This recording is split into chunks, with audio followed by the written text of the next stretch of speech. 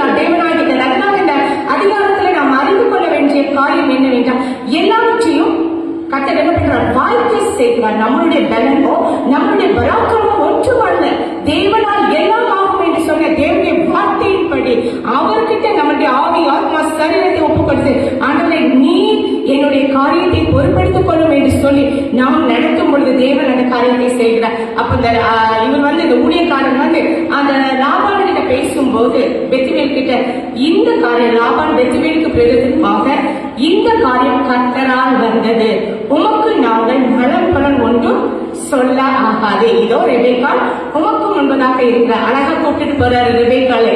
அல்லேலூயா. இல்லையா? நீ வா, அங்க எல்லாம் முடிஞ்சிருச்சு. கையில இருக்கிற கிஃப்ட் எல்லாம் கொடுக்குறாரு ரெபேக்காளுக்கு. கொடுத்துட்டு அவங்க என்ன சொல்றாங்க, இது தேவனுடைய காரியம், நீ கிளம்பு. கிளம்புனா ஒரு வார்த்தை கூட பேசணும். கீழ்ப்படிதல். தேவன் நம்ம கிட்ட விரும்புகிற காரியம் கீழ்ப்படிதல், ஜெபம் இருக்க வேண்டும். தேவனுடைய வார்த்தைக்கு முன்பதாக கீழ்ப்படிதல் இருக்க வேண்டும். நாம் கீழ்ப்படிந்து ஜெபிக்கும் பொழுது தேவன் அந்த கீழ்ப்படிதலின் நிமித்தமாக ரெபெக்காளுக்கு அழகான ஈசாக்கை கர்த்தர் கொடுக்கிறார். இங்க ஒரு அழகான காதல் வருகிறது, ஒரு லவ் இல்லையா? அவ இறங்கி வரா, வந்தோட அவளை கேட்கிறான், வேற எதையும் போடல, இதெல்லாம் ஒரு முக்காடி போட்டுக்கா. முக்காடி போட்டுட்டு வரா. அங்க தூரத்துல ஈசா தெரிகிறாரு. அவர்தானோ எனக்காக நீ கொடுத்தது, அவர்தானோ அப்படின்னு சொல்லும் போதுதான் அவளுக்கு முதல் காதல் அங்க வருகிறது. பைபிள் காதல் அதுதாங்க. நம்ம சொல்றோம் ஏதோ லவ் எங்கேயும் பார்க்கணும் வந்து இல்ல, தேவன் இணைக்கிறார் பாத்தீங்களா, அதுதாங்க காதல், அதுதான் லவ், அதுதான் உண்மையான அன்பு. இந்த தேவனுடைய அன்புக்குள்ள நம்ம ஒவ்வொரு குடும்பமும் கட்டப்படும் பொழுது தேவன் என்ன பண்ணுகிறார்? அழகாய் நம்ம குடும்பத்தை கட்டிக்கிறார். அந்த அன்பு என்றென்றைக்கும் இல்லையா, அது நிலைத்திருக்கிறதா இருக்கிறது. அல்லேலூயா. கடைசியாக உள்ள ஜனங்கள் எல்லாம் அவர் என்ன பண்றாரு? நீதான்பா வான்னு என்ன பண்றாரு? ரெபெக்காளை அழகா தேவன் வான்னு கூப்பிட்டு போறார். அவருடைய இருதயத்தில் இருந்த, ஈசாவுடைய இருதயத்தில் இருந்த எல்லா சஞ்சலங்களும், தாயை குறித்து, தன் தாயை குறித்து இருந்த அந்த வருத்தம், வேதனை எல்லாம் ஒரு மனைவியை பார்த்து பேச்சாங்க. அல்லேலூயா. இல்லையா? அம்மா கிட்ட எவ்வளவு நாள் வேண்டாலும் சரி, மனைவின்னு ஒரு பாத்திரம் கொடுக்கப்படும் போது இன்னைக்கு சொல்லப்பட்ட காரியம், அந்த மனைவி வரும்போது ஆட்சி சொன்னாங்க, அவள் முத்துக்களை பார்க்கும் வேறு பெற்றவள். அல்லேலூயா. இல்லையா? ஏன்னா அந்த மனைவி கூட இருக்கும் பொழுதுதான் அந்த கணவனுக்கு உண்மையாவே மரியாதைங்க. எல்லா காரியத்தையும் செய்யும் போது தேடுவாங்க.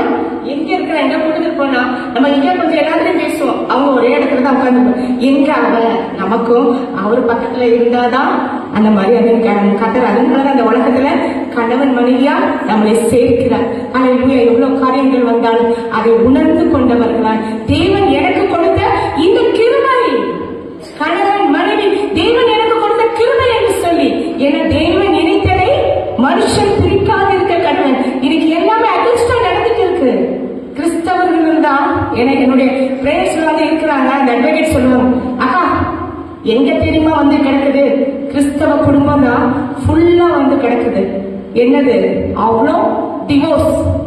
இன்னைக்கு காரியம் பிசாசானவன் தேவனுடைய வார்த்தைக்கு விரோதமாய் செயல்பட்டு கொண்டது. ஆனா வேதம் எவ்வளவு அழகா இணைக்கிறது பாருங்க, எவ்வளவு அழகா இணைக்கிறது. இந்த உறவுகளை நாம் நிலைத்திருக்க வேண்டும் என்பதுதான் தேவனுடைய காரியம். ரெபெக்காளுடைய காரியம் நமக்கு அதை தான் கற்றுக் கொடுக்கிறது.